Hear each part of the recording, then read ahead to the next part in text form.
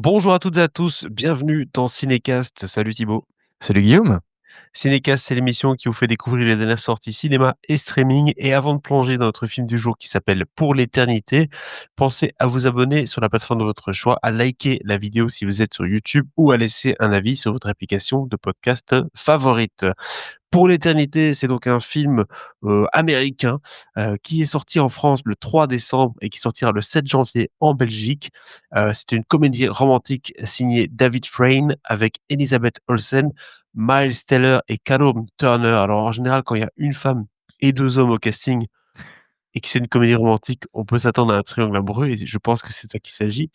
Dans un au-delà où chaque âme dispose d'une semaine pour choisir où et avec qui passer l'éternité, Johan doit affronter un choix impossible, rester auprès de l'homme avec qui elle partage toute sa vie ou retrouver son premier amour disparu très jeune et qui l'attend depuis toujours.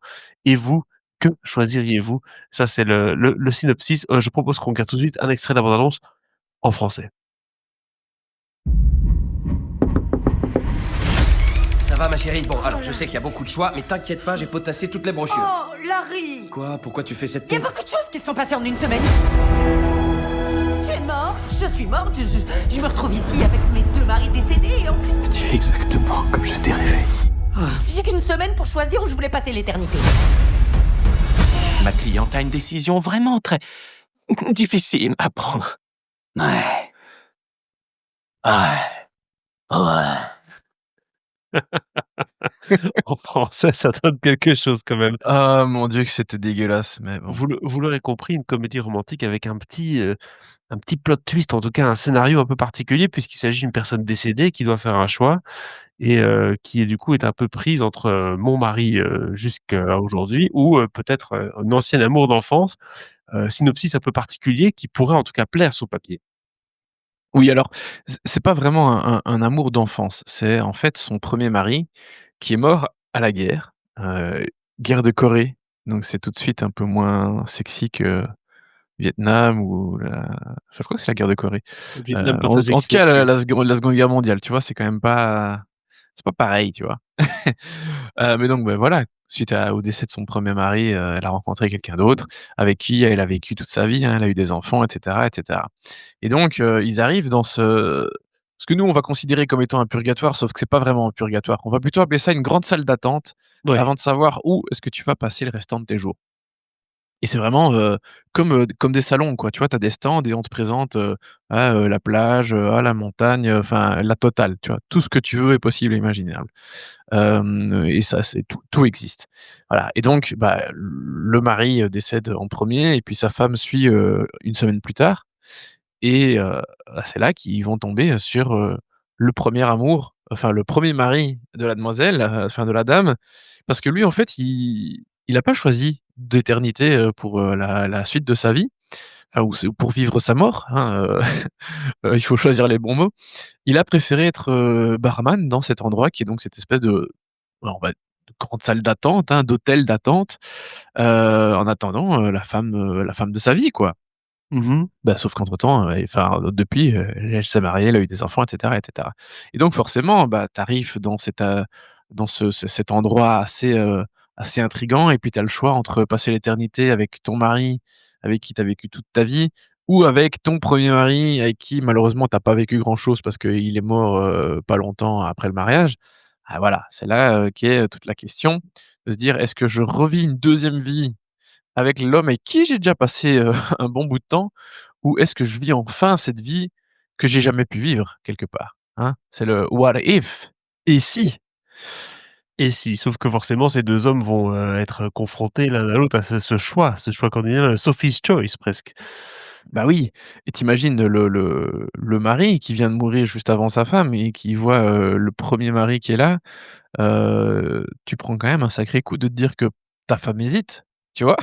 La mauvaise, ça Bah, c'est ouais, sûr. bien sûr et de dire qu'en fait, non, le choix est pas évident, surtout que, sa femme et lui ont pas spécialement, les mêmes goûts, hein.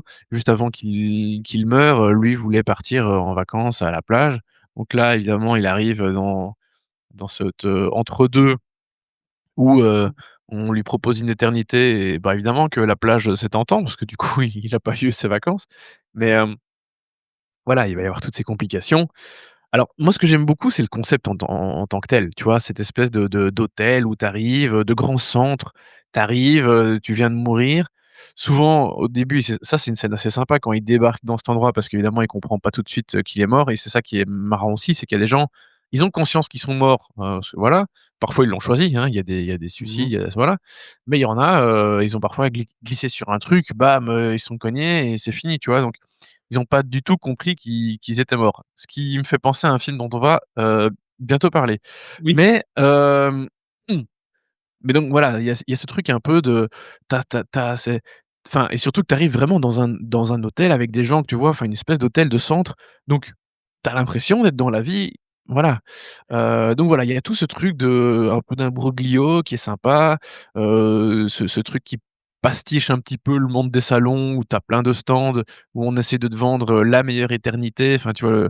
Donc tout cet univers est assez sympa et évidemment, c'est clair qu'aller mettre une histoire de triangle amoureux au milieu de ça, bah, voilà, ça amène le petit piment, la petite touche supplémentaire pour rendre cet univers assez intéressant.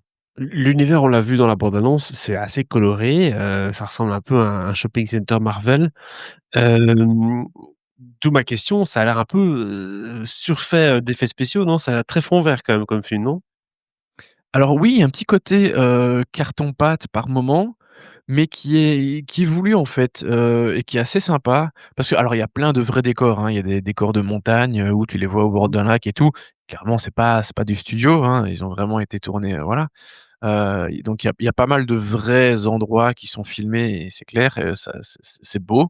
Mais c'est vrai qu'il y a des décors qui font un peu carton-pâte, mais à nouveau, c'est un peu la logique du film, c'est-à-dire qu'on va te montrer des éternités et tu vas avoir des aperçus, des trucs comme ça et donc oui, il y a ce petit côté un peu fake par moment qui est présent, mais vraiment je trouve que ça contribue à l'atmosphère du film qui est assez sympa. Donc vraiment tout ce qu'il y a autour du concept même de cet entre-deux, entre la vie et la mort, enfin, de cette vie après la mort plutôt, de cet, hôtel/centre avec tous ces stands d'éternité possible et cetera. Tout ça, ça fonctionne très bien je trouve. Et puis voilà, quand ils ont choisi vraiment des éternités, il y a des choses un peu plus concrètes, un peu plus, réalistes. Donc dans l'ensemble, je trouve que, l'univers fonctionne bien et effectivement, il y a plein de couleurs, il y a ce petit côté un petit peu La La Land à la limite, tu vois? Au niveau des couleurs, ce truc un peu et il y a eu ce film avec, avec Colin Farrell là dont on a parlé il y a quelques mois aussi qui était un peu dans cette ambiance, on va dire. Hem, Avec Margot donc oui, Robbie ça aussi, fait du non? bien de voir des couleurs en tout cas. Oui, c'est ça, c'était un film avec Margot Robbie, je pense, Colin Exactement, ouais, Farrell. ouais, tout à fait. Qui a floppé de ouf dans le monde entier. Oui, on n'a pas beaucoup parlé de ce film après, en tout cas là, le trio, tu l'as dit, Elizabeth Olsen, Miles Teller, Callum Turner, ça peut être savoureux puisque bon, Bah, peut-être ouais, pas en VF, mais en tout non, cas c'est sûrement pas en VF, mais oui, moi, c'est des comédiens que j'aime plutôt bien. Elisabeth Olsen, bon, voilà, elle a fait des trucs hyper, gros public, hein, des gros budgets, des Marvel et cetera, mais bah, elle a aussi montré elle fait des films indés, des choses intéressantes. Miles Teller, pareil, je trouve qu'il a plutôt bien géré sa barque entre les films gros budget et les plus petits films.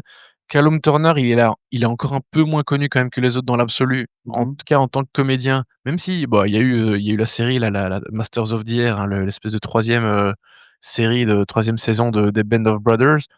Et il y a eu quelques films indépendants, des comédies romantiques, des trucs sympas et bon, il est un peu connu parce qu'il est en couple avec Dua Lipa aussi. Je pense que pour beaucoup de gens, c'est comme ça qu'ils l'identifient maintenant. Mais Avec voilà, qui je elle a trouve que pas été en c'est un couple aussi? casting, c'est un casting qui est plutôt savoureux et je trouve que le triangle, amoureux fonctionne bien, tu vois? Entre justement, bah, Callum Turner qui joue le premier mari, qui est mort, très vite et évidemment qui est très séduisant et parfait pour jouer, le mec qui va reséduire sa femme, enfin voilà. Et puis Miles Teller, bah, lui, oui, il est très bien aussi dans le rôle de ce mec qui a vécu toute sa vie avec sa femme. Alors, petite astuce, mais j'ai dit ils ont eu des enfants et des petits-enfants et tout. Pourquoi est-ce que c'est leur version jeune? En fait, parce que quand ils débarquent dans ce monde, ils sont, la meilleure version d'eux-mêmes. Voilà. D'accord, donc ils ont C'est 27-28 ans. voilà, donc exactement. C'est pour justifier le truc, avec, des comédiens jeunes, mais ça fonctionne plutôt bien, donc voilà, bon triangle amoureux, la bande fonctionne bien. Là où le bât blesse un peu, bah, tu sais, c'est que c'est Oui. très gentil tout ça et évidemment très, très prévisible parce que Voilà, enfin, tu sais avant même que le film Oui, commence, bah, avant oui, c'est même une de comédie voir avec romantique, qui elle quoi. va finir. Tu sais Ouais. avec qui elle va finir, bien sûr, et tu sais qu'évidemment il y a ce choix qui est tentant et cetera. Donc en vrai, tu peux raconter l'histoire avant même de voir le film, du début à la fin, et tu peux déjà raconter les twists et les surprises, et voilà. On en fait, j'avais tout compris après 10 minutes. Ce qui est pas grave, parce que ça reste quand même un peu plaisant à regarder, tu vois? Mais vraiment, c'est le film ne fait pas du tout dans l'originalité, au-delà de son concept. Je veux dire, au niveau de l'histoire d'amour, du triangle amoureux pur, tu peux tout comprendre de A à Z, à la moindre virgule près, au tout début du film et même avant de voir le film, en vrai, hein. Donc voilà. Mais il y a du sel, hein, il y a de la couleur, ça fonctionne, donc on passe pas du tout un mauvais moment, devant ce film, pardon. Bah, très bien, du coup, quelle note tu donnes à ce film, Thibaut, que je répète s'appelle Pour l'éternité Bah, en je donne un bon, j'ai pas mis à jour, je donne 3 étoiles. Ouais, voilà, oui, c'est quand bien. même. Oui, c'est bien, c'est bien. 3 étoiles pour ce film qui, je le rappelle, est déjà sorti en France, hein, donc amis français, n'hésitez pas à nous dire dans les commentaires ce que vous avez pensé du film. Il sortira en Belgique le 7 janvier, donc 3 étoiles pour l'éternité. On a hâte de vous lire. Abonnez-vous au podcast sur la plateforme de votre choix pour ne pas manquer nos prochaines recommandations. On va bientôt parler d'Avatar, hein, comme ça vous le savez, et on se dit à très, très bientôt. Salut. Ciao, ciao.